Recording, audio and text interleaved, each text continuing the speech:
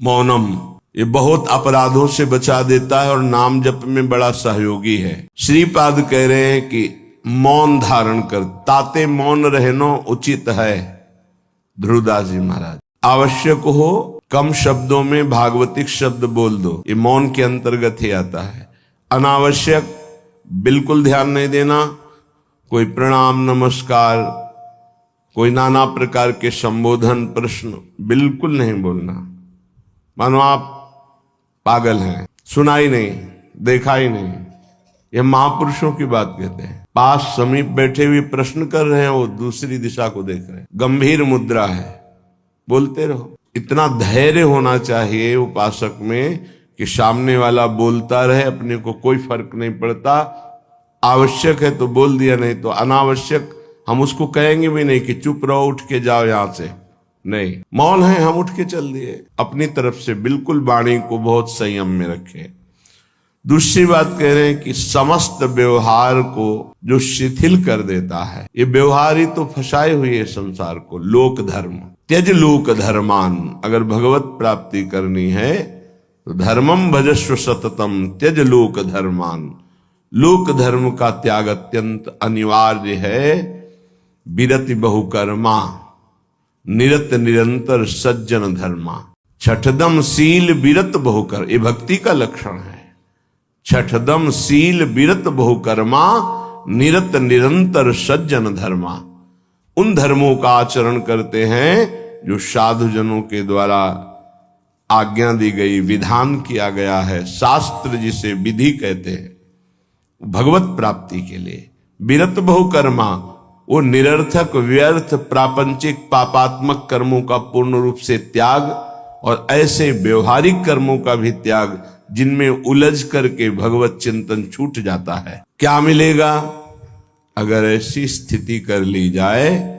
मौन, निरंतर नाम जप, व्यवहार को शिथिल कर दिया गया तो बोले सदा जागृत प्राया क्षण मुदित तंद्रोति मधुरम। जो प्रायः प्रार्थना करते रहते हैं कि कभी 2-4 मिनट के लिए ऐसी स्थिति आई कि जागृत में शरीर शुद्धि भूल गई। एकमात्र आराध्य देव निकस कुंज ठाढ़े भय भुजा परस्परंश, श्री राधा वल्लभ मुख कमल निरख नयन हरि। नेत्र मुद्रित हैं, अवस्था जागृत है, और भाव देह में ऐसी गाढ़ अवस्था है कि स्थूल का चिंतन ही खत्म हो चुका। ये अवस्था है वृंदावन प्रेम की। सदा जागृत प्राया पर क्षण मुदित तंद्रोति मधुरम। जैसे तंद्रा में, ऐसी स्थिति पर बिल्कुल जागृत, नेत्र मुद्रित हैं, मुंदे हुए हैं, तंद्रा जैसी।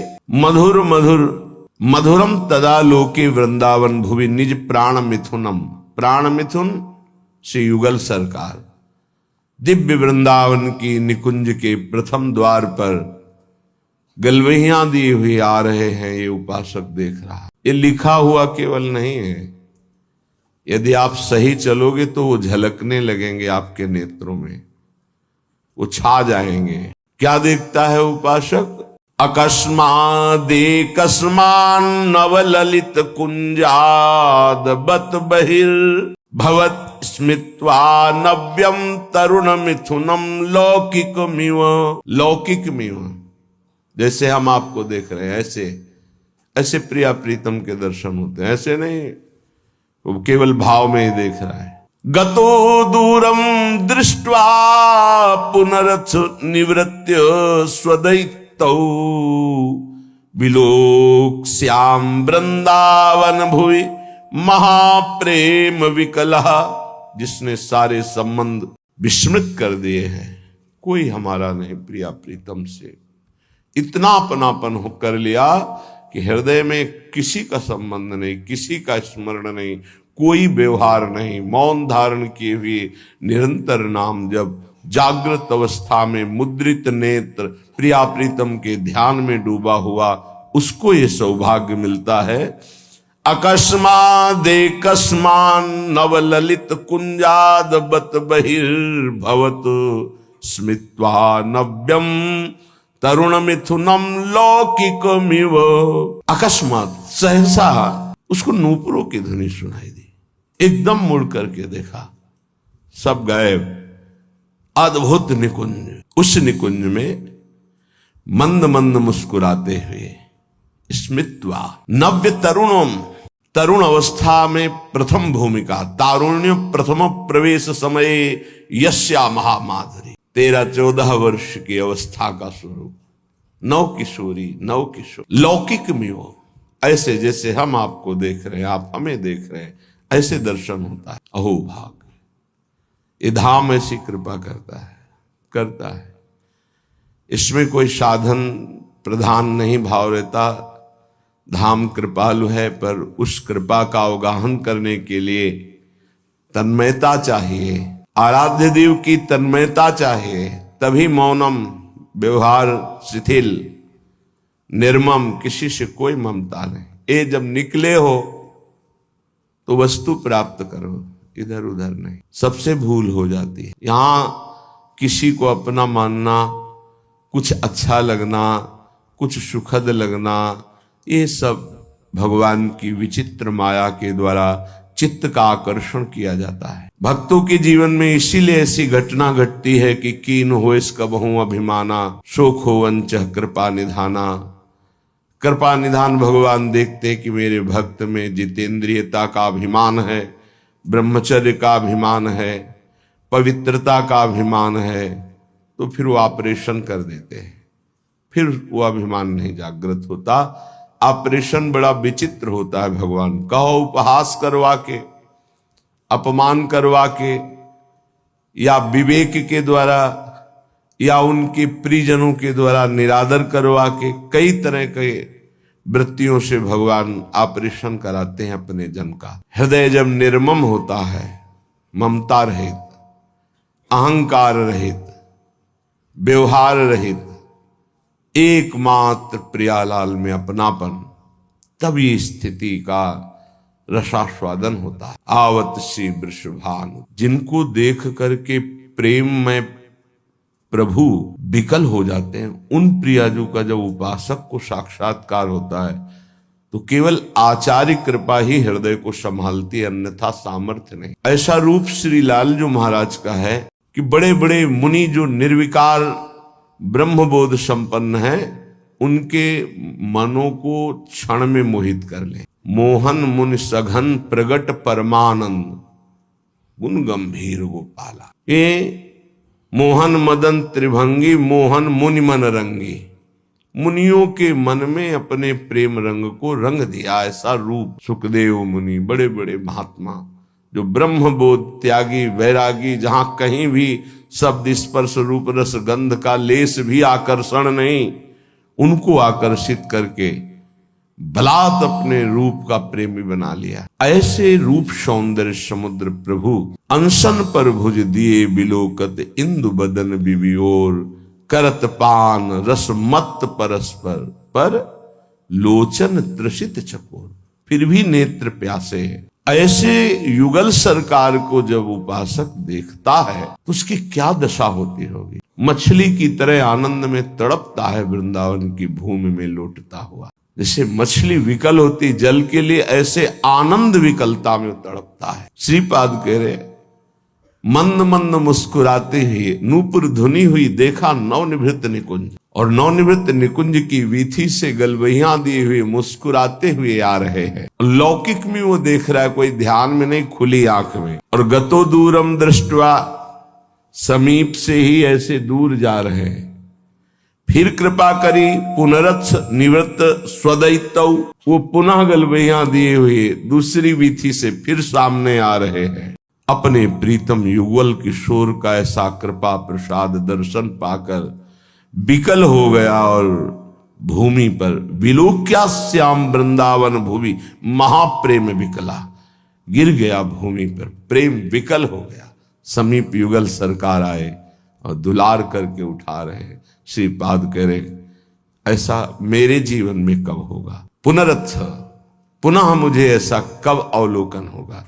जैसे श्रीमद राधा सुधा निधि में बार बार मांगा गया कि मुझे ये सेवा मिले, मुझे ये दर्शन मिले, मैं ऐसा देख पाऊं पुनः, ऐसे श्रीपाद यहाँ कह रहे हैं कि ऐसा दर्शन कब मैं प्राप्त कर पाऊंगा पुनः, जो हमारे साथ घटना घटी कि अकस्मात नूपुर ध्वनि हुई, उधर देखा नवनिवृत्त निकुंज और सुंदर वीथी से युगल सरकार मुस्कुराते हुए परस्पर वार्ता करते हुए आ रहे और समीप से दूर गए, फिर दूसरी वीथी से आ रहे।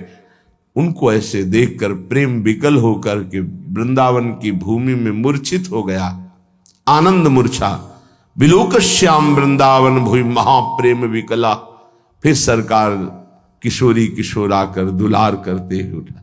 ऐसा कब होगा? कितना अपार सुख उस उपासक को मिल रहा होगा जो ऐसा अनुभव कर रहा है, ऐसा देख रहा है। श्रीपाद कह रहे हैं, कदा वा स्वच्छंदम दिन रजनी वृंदावन वने, चरण ने कहा स्वस्त्यद्भुत नव निकुंज अयालिशु विशन, अकस्मात् देवा लौकिक मधुर कैशोर शुभया, इतो ना त्वम याया इति मृदुगिरा वारयति माम।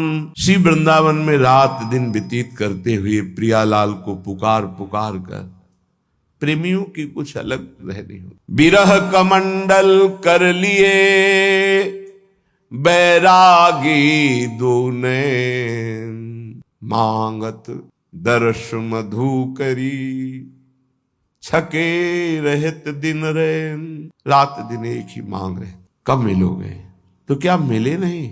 नहीं, रात दिन मिलने पर भी मिलने की चाह बनी हुई। ये कौन सी पहेली है? तन मन के बिछुरे नहीं, मन में भी वही और तन भी उनके समीप, पर चाह बढ़े दिन रैन।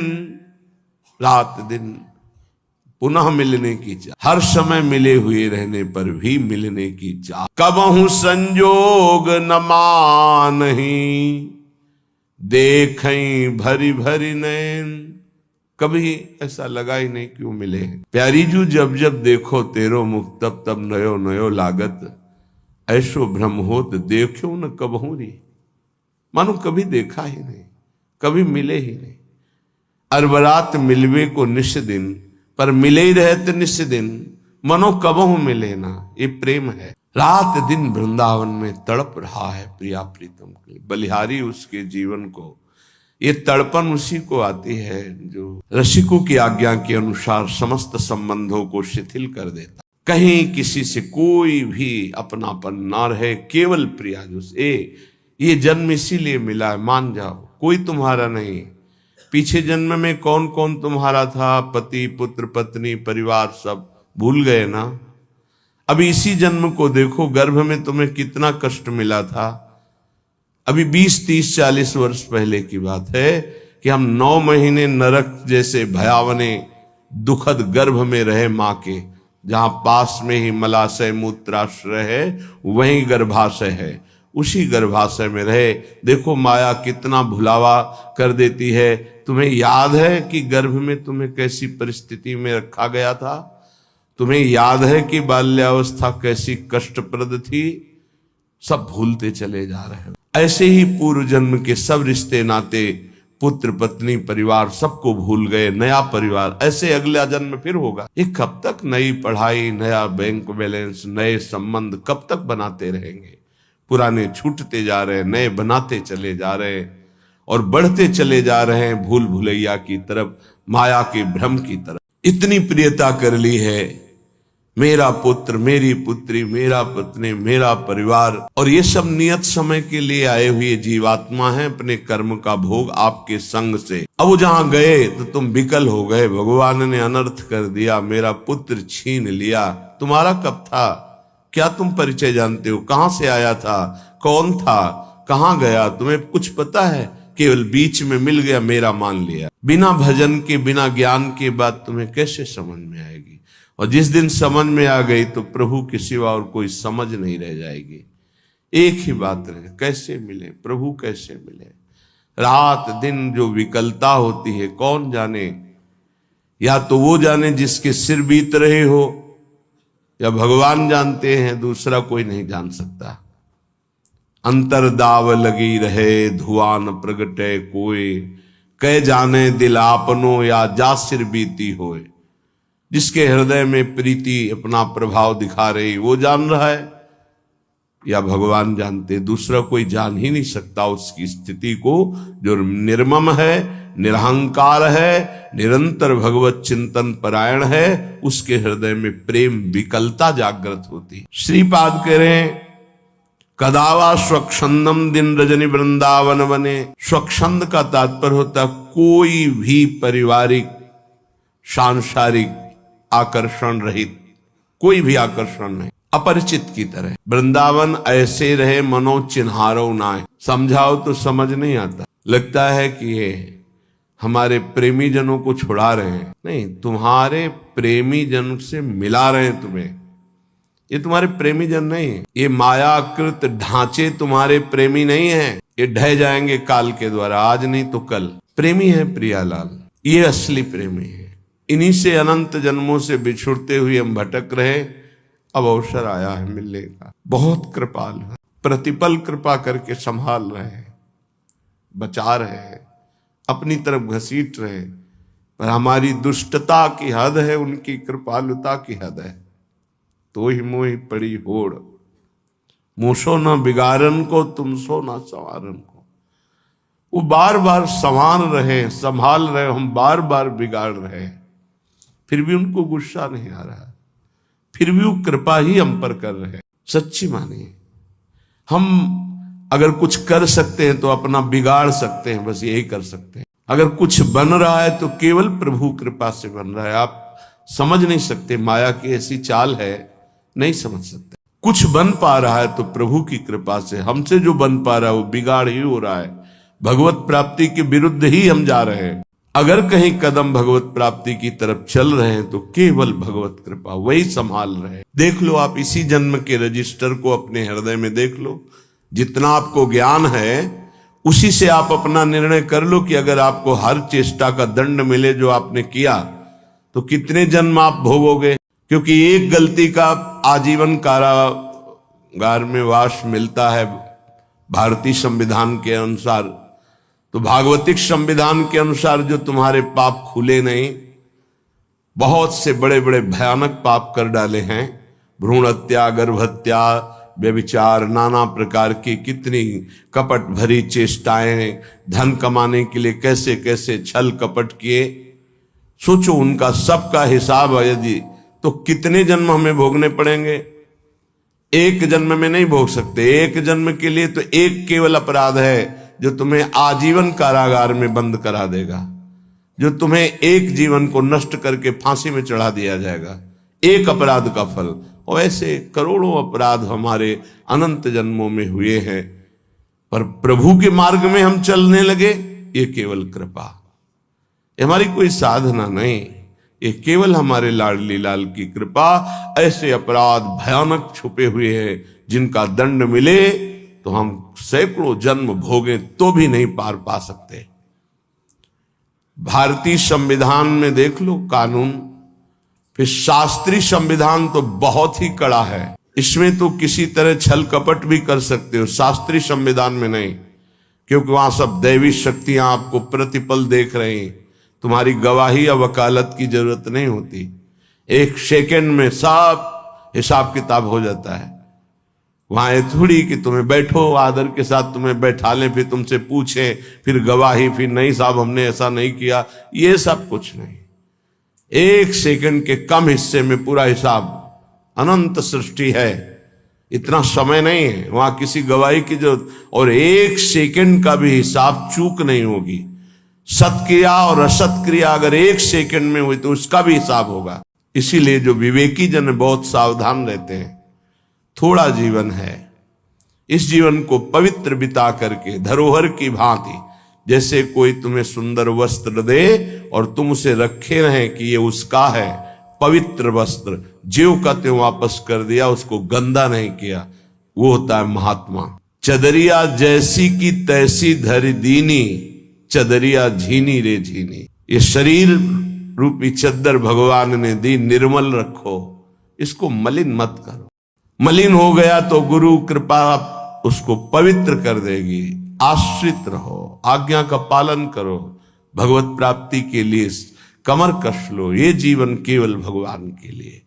श्रीपाद कह रहे हैं दिन रजनी वृंदावन बने, रात दिन नाम जप करते हुए। अगर आप बाहर भी हो तो रात दिन नाम जप करो। आप सोचते हैं पढ़ लिख कर कोई ऐसा पद मिल जाए, रुपया पैसा मकान हो, बस हम सुखी हो जाएंगे। पद कुछ नहीं, रुपया कुछ नहीं, मकान कुछ नहीं, स्थिति। बड़े भाग्यशाली जन हैं जो अध्यात्म स्थिति की तरफ चलते हैं, रात दिन नाम जप कर रहे हैं, धर्म पूर्वक व्यवहार कर रहे हैं। जो जा रहा है तो शोक नहीं, आया तो हर्ष नहीं, वो महात्मा, वो भगवत प्राप्ति के योग्य हो जाता है।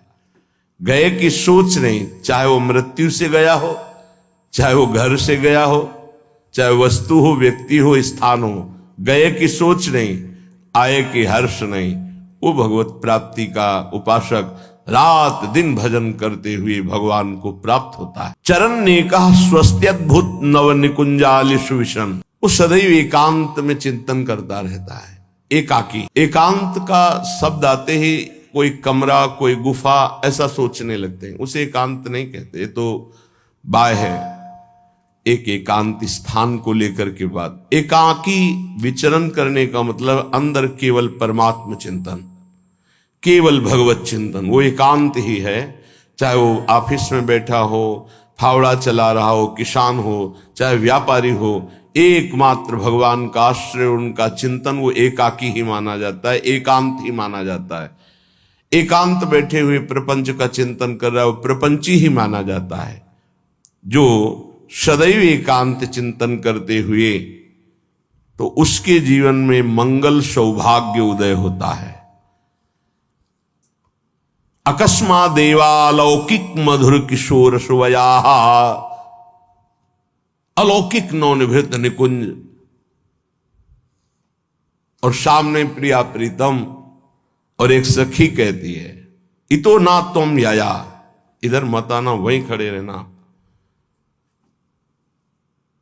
उस सखी की मधुर वाक्य और सामने प्रिया प्रीतम, ये मेरे जीवन में पुनः कब होगा। सखी रो, तुम इधर मत आना, प्रिया प्रीतम पधार रहे, वहीं खड़े खड़े रूप का दर्शन करो। इतो ना तुम याया, इधर मत आना।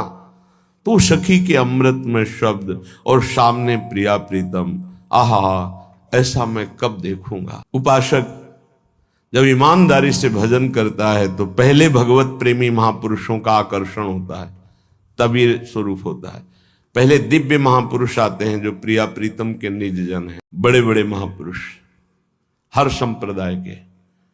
प्रिया प्रीतम के साक्षात्कार के पहले आचार्य का साक्षात्कार होता है, महापुरुषों का साक्षात्कार होता है, बड़े बड़े महापुरुषों का पहले आगमन होता है, तब निकुंजाधिपति श्री जी।